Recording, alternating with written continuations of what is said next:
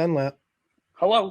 Hello. Richard Bazzy. Here we How are. you, Cars, stars. No, that's the wrong show. Sorry. what are you Uh, doing? I don't know. What do I know? This is us. This is banter. Yes, black What and is gold banter? banter. It's back and forth conversation, and I think you think you have a lot to talk about. I'm not sure. There's not a lot to talk about, is there? Go ahead. You go first.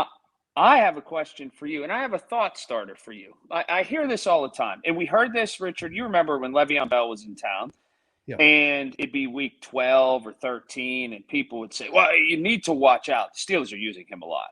Well, you look at what's going on with Najee Harris, and he's a rookie, and the Steelers are using him a lot, man. They used him a lot against the Browns. He got a lot of touches. He got a lot of touches against the Seahawks as well. There's a game this year where he caught 16 balls or whatever it was.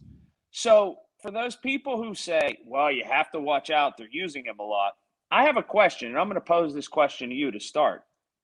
Isn't it conducive to winning to use your best players the most? So for the people who ask that question, what's their solution? Well, I mean, I know it's not a rhetorical question. It's very real. Yes, but I do think there needs to be a complement to that back. I mean, if he runs 50 yards and he's winded, you need to have the second back. I think Dallas does it well. I think Cleveland does it well. They have that second back, and I think Green Bay does it well. There's always that second back. I do not say shy away from using Najee at all. I say run him till the wheels come off, basically. But you do need, realistically, you do need to have a backup. And the problem with the Steelers is we don't have one. They might with McFarland. We'll see. They don't have one right now so much as he's ready to be that guy volume wise. But I always, I don't want to say giggle or laugh at that conversation, but so many people bring that up. Well, you're going to overuse him. You're going to overuse him. I subscribe to, okay, look at what just happened in Tennessee. Derrick Henry was on pace to touch the football 507 times this year, which is what would have set a record. Did he get hurt because of that, or did he get hurt because happenstance just happened? Listen, you can get hurt on every single play in the NFL. The speed of the game is beyond anything it's ever been. It's at the highest it's ever been. It's the conditioning, the speed of the game.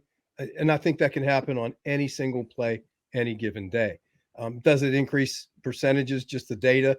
If the more touches you get, the more prone you might be to an injury? Probably, but so why would you have that person? Najee seems to be holding up okay, but I wouldn't and really would like to see us have a 1-2 punch. And remember, they said Najee was a 4-down back, and that was the appeal to have him. I think he's a true badass, and hindsight's 2020. If he got hurt, then everybody would say, "See." However, no, I'm saying use him until you can't use him. I agree. Hindsight is 2020. If he got hurt, or God forbid, they put another back in, the guy fumbles the football, and Najee Harris is standing on the sidelines. I ride with my best players, and I've just heard that started to creep in a little bit. Well, you got to be careful for overuse just in case. No, you got to get there first. Well, that's an interesting, because there's two situations that I'll put under the same category. That's one, and then if you roll the conversation about using the field goal kicker, right, and having him get hurt, right? You use that one, throw that into the same conversation. We might disagree on this. I think I saw something that you were saying on Twitter. I might disagree, but maybe not. I don't think it was a bad call to try to use him. Oh, I knew I was going to make you mad. Because here's the thing. Let me ask you this. This comes under the, oh gosh, see, I didn't want to say this, but this almost comes under the Monday morning quarterback. What if that play would have resulted in a first down and a touchdown? I don't deal in what ifs. I deal in reality. And the reality is the play ended with the kicker bleeding on the first down stick. The ball was incomplete, and the Steelers lost all momentum that they had at that point. Yes, but what if? What if it would have worked? What if the play would have worked? And honestly, I'll be honest with you. At that moment when that happened, I thought we're desperate. We need this win really bad. If And it we were would have pulling out happened, all I this. still don't know if the risk would have been worth it. Here's the thing. People say, let me throw this one at you.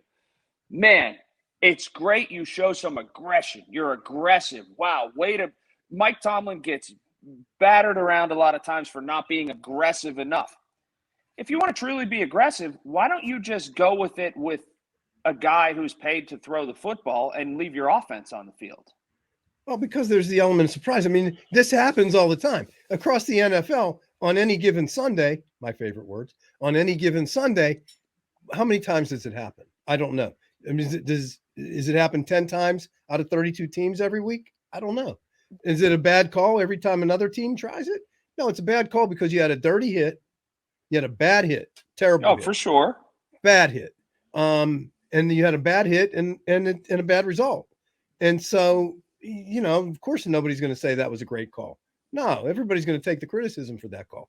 However, I don't do that. First of all, back to the same statement I always make. I love Mike Tomlin.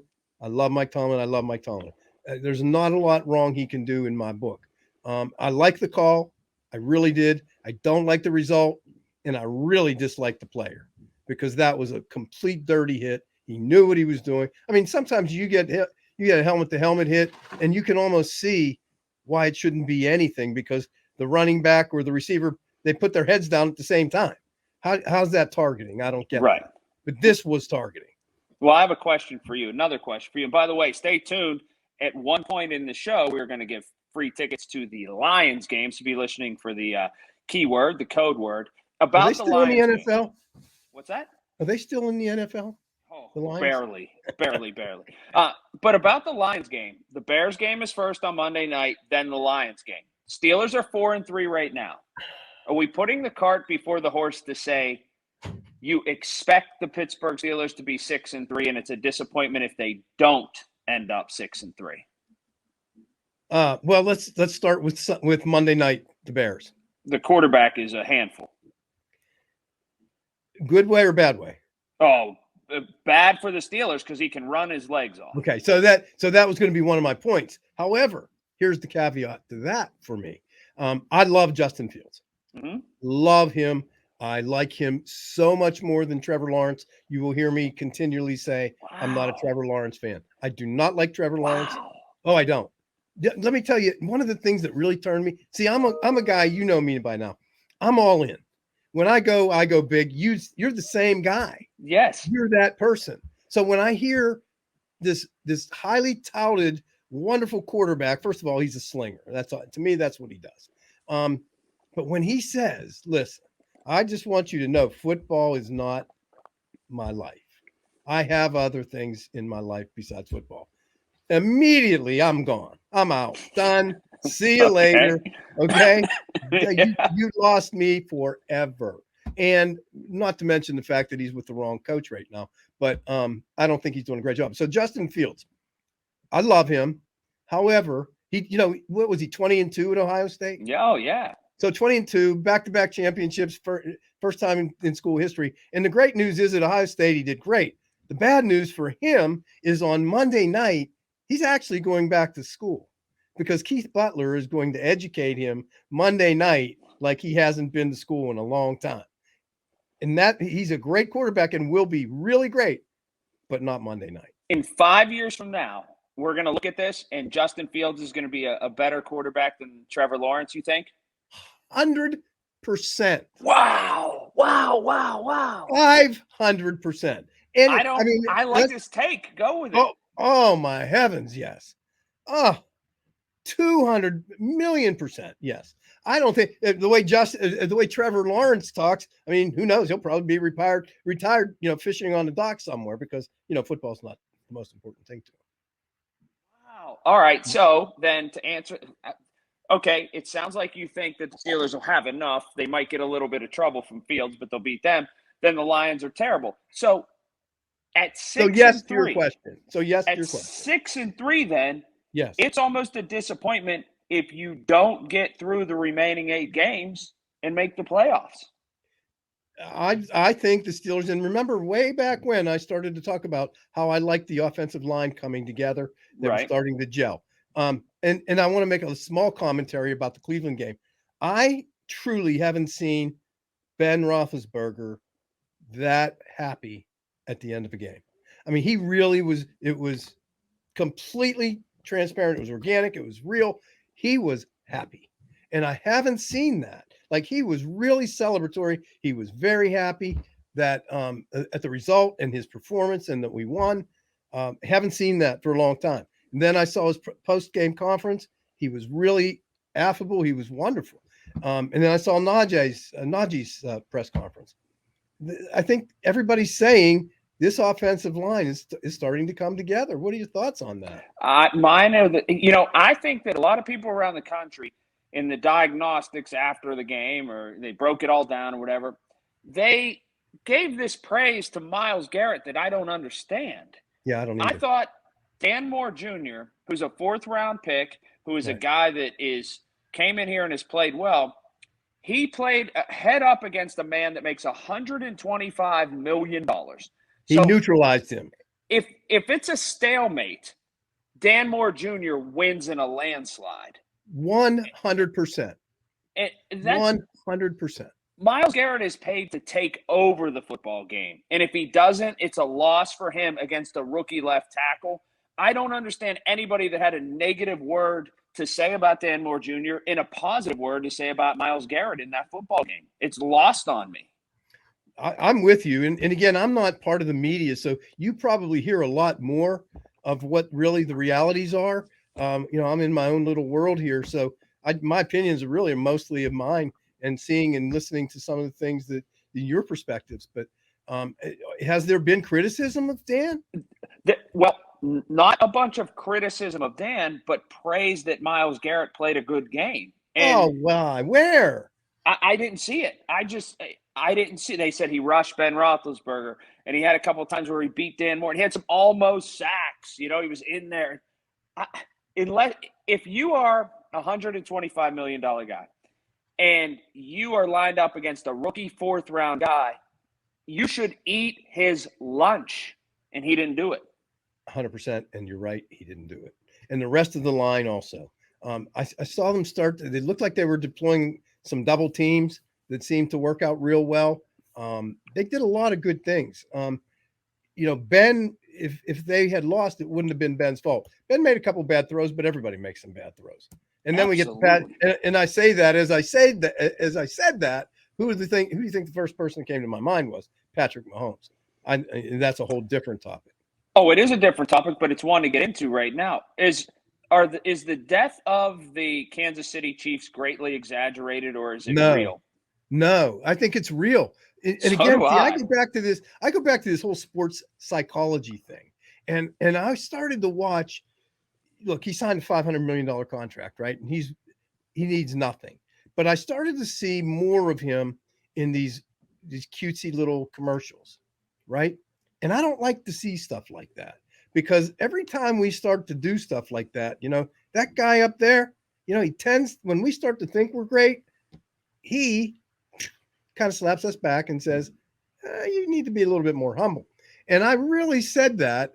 And before it really started to go that way, and I watched the game, and I'll be honest with you, if he were to play this year and his salary was based on this year, he wouldn't get a $500 million contract. He can do great things. He can underarm it. He can sling it. He can do all those things. But I saw a very confused quarterback on that game the other day. If you told me to watch that football game and you didn't have any dollar signs next to any of the people, and I knew nothing about the background of the NFL nor contracts, I couldn't pick out who was supposed to be the anointed player on that football field. I couldn't pick it out if I just watched it. Who was supposed to be the great individual player? I agree with that. And my other comment about quarterbacks in that game, he made a couple blunders, but I still really like Daniel Jones. I really do. I think he's a good quarterback. I think he almost fits into the Ben Roethlisberger style, right? Big guy, can be accurate, not always accurate, but I do like him. I do. I like him a lot. But you're right. There wasn't a $500 million player on that field. Last thing for you, because we're going to give away those tickets too. Deontay Johnson for you.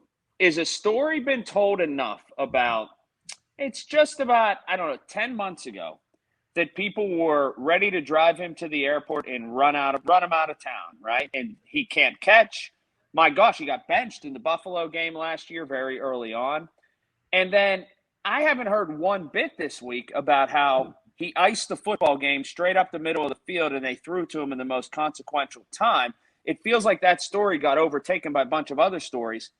He has not necessarily grown into maybe their number one guy but what he's grown into is a guy Ben Roethlisberger seems to trust just about more than anybody else. It is a great comeback story that he's had this year. It's a great comeback story. One of your friends in the media and I had a conversation about him. Oh, actually, maybe his first year. I liked him right from the beginning, and here's what I really liked about him. I saw he identified a problem. He dropped so many balls. I saw the commitment to make it better through the off season, and he worked on that. And didn't he have a tennis ball machine that was throwing him balls? And he really made a commitment to get better. His focus became better, his talent became better, and he became better. And so you're right. I don't think he's getting his credit for turning it around like that. And Ben does love him, and he definitely stretches the field. I mean, the play the other day to ice the game, if you think about 10 months ago, he wasn't even on the field on first and second downs, let alone in crunch time to ice the football game, where he's come from. That's absolutely true. Think about the talent, though, we have, Colin. Think about that. The Freiermuth catch, like Hall of Fame catch right there, right? I mean, I kept looking at it saying to myself, that's not a touchdown. But, of course, it was. And it was almost like a circus catch. So amazing Freiermuth. Amazing Deontay, amazing Chase Claypool. Who am I missing? Who else? Well, everyone, the whole rookie class. Kendrick Green is playing well. Unbelievable. You have everybody that is contributing. You have Trey Norwood. No one talks about. That's a rookie that walks in and plays and gets a grasp of that defense, which I think is incredible. Isaiah Loudermilk had a sack. It's another it's rookie. Crazy. It's crazy. Listen, that system, that defensive system, and Keith Butler. I love Keith Butler. I've known Keith for a long time, and I love him. And of course, he's a disciple of the best defensive coordinator ever in the game, which is Dick LeBeau, and just truly a class act gentleman.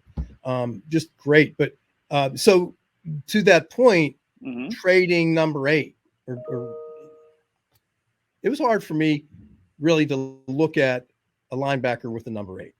I had a hard time with that. It was hard for me to listen to someone crow who I didn't think had a leg to stand on because they were given a directive as to what their job would be. That was their job, and then they acted like it wasn't. And I'll tell you a little inside baseball here. I've been told that it most likely was a situation where he had a snap percentage bonus tied into his contract. And he wasn't obviously going to reach that number of snaps if it was projecting down the same course. And he had an agent in his ear telling him, we think we can get that number of snaps somewhere else. You're unhappy. Let's get out of Pittsburgh. That's point number 1. That's a great point. Yeah, because he was nowhere near getting the percentage of snaps that he would have needed, probably, that he negotiated. And point number 2 is this. Taco Charlton was simply outplaying him in practice since he got here. I like him. So there you go. I do like him. I like his build. I like his athleticism. I like him. I really do. Who is number 8? Who's Ingram's agent? I do not know who. He has a big agency, obviously. Is it Drew? Is it Rosenhaus? I don't think it is. No, but nonetheless, from what I was told, he had a roster bonus, a percentage of snaps, and he wasn't anywhere near it. But he can hit that in Kansas City probably if he negotiates that part. Correct. They actually really need him. Yeah, he'll be. So that actually makes a lot of sense, though. See, yeah, that's why I hang around you. You know everything. That's why I hang around you. You know everybody. All right, we want to give some tickets away to the Lions. They're yours. I put them in your hands, please. They're all yours. Let's say we'll spell it out for you. Why don't you go to the Schultz Ford Instagram page, and the keyword will be ROAR, ROAR. like what a lion does. You know how to Is do there? that, right? Oh, okay. So for the Roar. Detroit Lion game. There you go. They don't have much roar in them, the Lions, but we'll use keyword Listen, roar. it's hard. It's like being disrespectful. Remember, they're owned by the Ford family. That they are. The So- stadium's beautiful. Imagine if they were good. It'd be something else. Oh, you hurt me. Yeah, I know. By the way, speaking of that, did you see the Ford jack-o'-lantern we had on our front porch? Oh man, we posted that, I believe, right? Yeah, we posted that. Was that by your son and daughter? No, yeah, Oh, my son. Yep. just by your son. Yep. Man, he's so talented. It was He's so something. cool. Yeah, we definitely have to do something with him with the Ford racing. We really do. Oh, you be careful what you wish for. He'll end up Yeah, being on we the do. NASCAR circuit someday, and he'll be hitting you up for a sponsorship. It'll be the Schultz Ford NASCAR number whatever, and all over the hood. Number So one. yes, but well, that was great. We covered a lot of territory today. Yeah, we Man, did. you are high. You are high on Justin Fields. I did not know that about you. Oh yeah, love him. Love him. Sit down, Trevor. There it Justin's in is. town.